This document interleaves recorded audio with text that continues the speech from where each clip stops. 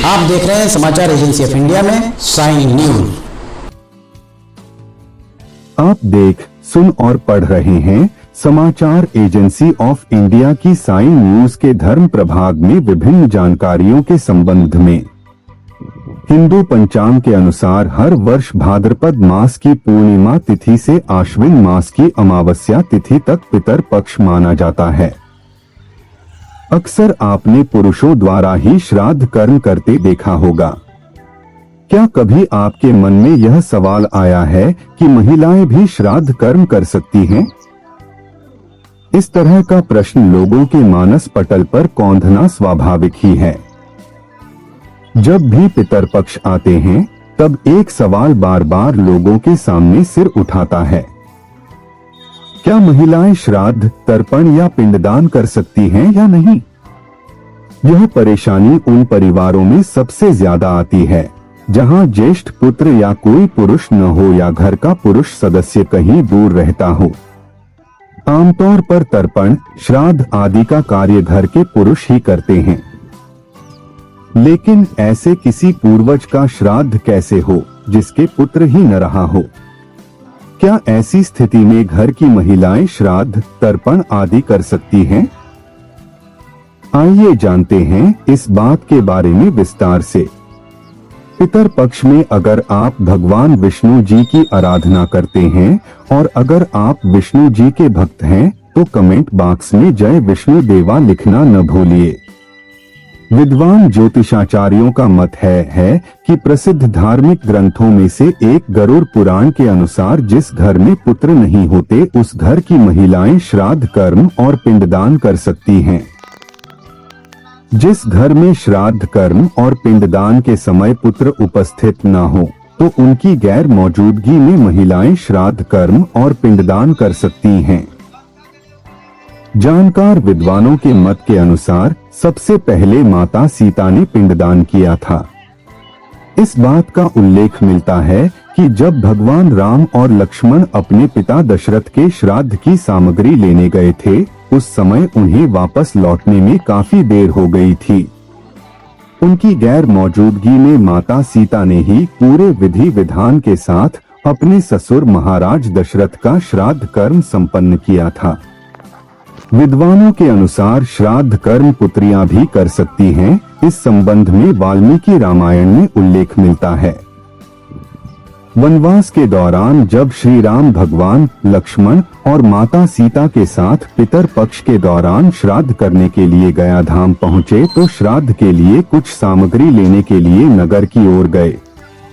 उसी दौरान आकाशवाणी हुई कि पिंडदान का समय निकला जा रहा है। इसी के साथ माता सीता को दशरथ जी महाराज की आत्मा के दर्शन हुए जो उनसे पिंडदान के लिए कह रही थी। इसके बाद माता सीता ने फाल्गु नदी, वटवृक्ष, केतकी के फूल और गाय को साक्षी मानकर बालू का पिंड बनाकर फाल्गु नदी के किनारे श्री दशरथ जी महाराज का पिंडदान कर दिया। इससे उनकी आत्मा प्रसन्न होकर सीता जी को आशीर्वाद देकर चली गई।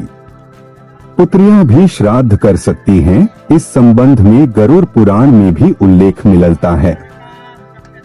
इसकी श्लोक संख्या 11, 12, 13 और 14 में इसका उल्लेख किया गया है कि कौन कौन श्राद्ध कर सकता है। पुत्रा भावे वधू कुर्यात्, भार्या भावे च सोदनः, शिष्यो वा ब्राह्मणः सपिंडो वा समाचरेत्, ज्येष्ठस्य वा कनिष्ठस्य भ्रातृः पुत्रश्च पौत्रके, श्राद्धामात्रदिकं कार्य पुत्रहीनेत खगः। इसका भावार्थ है कि सबसे बड़े अथवा सबसे छोटे बेटे या बेटी के अभाव में पत्नी या बहू द्वारा भी श्राद्ध किया जा सकता है।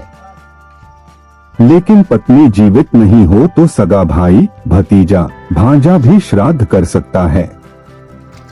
वहीं इनमें से कोई भी नहीं हो तो किसी शिष्य, मित्र या रिश्तेदार द्वारा भी श्राद्ध किया जा सकता है।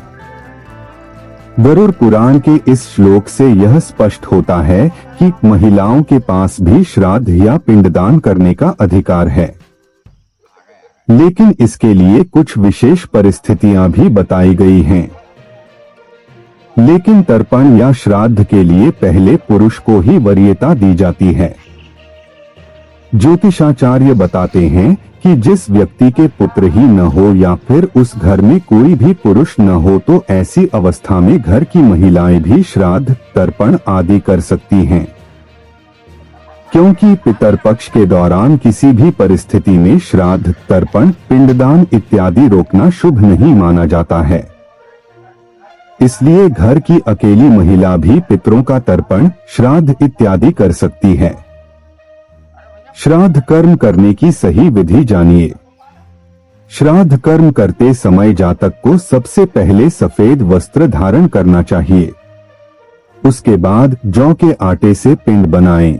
यदि आपके पास जौ का आटा उपलब्ध नहीं है तो खोए से पिंड बना सकते हैं। अब कच्चा सूत, फूल, चावल, चंदन, हार, मिठाई, अगरबत्ती, तिल, जौ और दही से पिंड की पूजा करें। दोनों हाथ जोड़ते हुए मन ही मन पितरों की आराधना करें। अब मृत पूर्वजों को मोक्ष की प्राप्ति हो यह कामना करें और पिंड को जल में प्रवाहित कर दें। इस बात का विशेष ध्यान रखें, पिंडदान हमेशा दोपहर में ही करें। पितर पक्ष में अगर आप भगवान विष्णु जी की आराधना करते हैं और अगर आप विष्णु जी के भक्त हैं तो कमेंट बॉक्स में जय विष्णु देवा लिखना न भूलिए।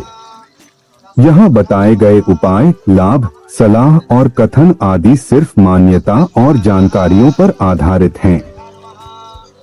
यहाँ यह बताना जरूरी है कि किसी भी मान्यता या जानकारी की समाचार एजेंसी ऑफ इंडिया के द्वारा पुष्टि नहीं की जाती है।